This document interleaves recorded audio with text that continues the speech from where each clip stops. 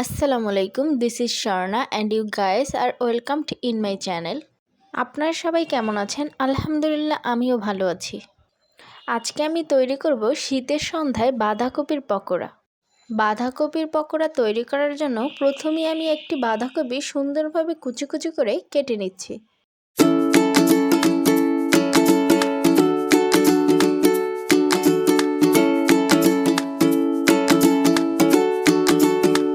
এবার আমি একটি পেঁয়াজ কুচি কুচি করে কেটে নিচ্ছি।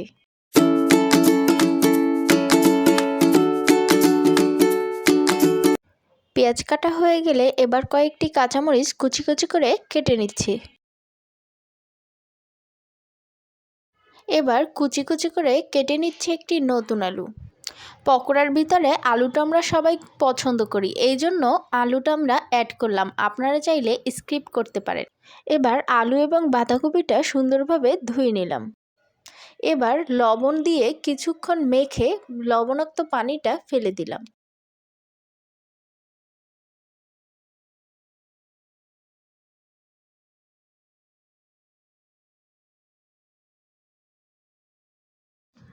এবারে অ্যাড করে দিচ্ছি কিছুটা হলুদের গুঁড়া, মরিচের গুঁড়া, কাটা পেঁয়াজ এবং কাঁচামরিচ। এবার খুব ভালোভাবে হাতের সাহায্যে মিশিয়ে নিচ্ছি। এবারে দিয়ে দিচ্ছি কিছুটা চালের গুঁড়ো।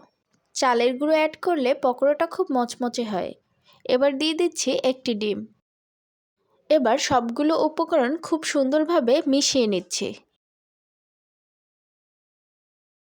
এবার ফ্রাই প্যানে তেল দিয়ে দিলাম। এবার মিক্স করা বাঁধাকপিটা পকোড়া শেপে ভেজে নিচ্ছি।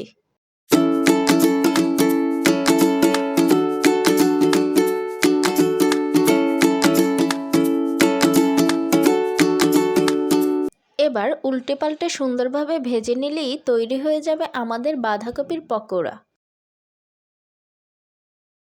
এবারে টমেটো সস দিয়ে পরিবেশন করে পরিবারের সবাই মিলে মজাদার পকোড়াগুলো খেলাম।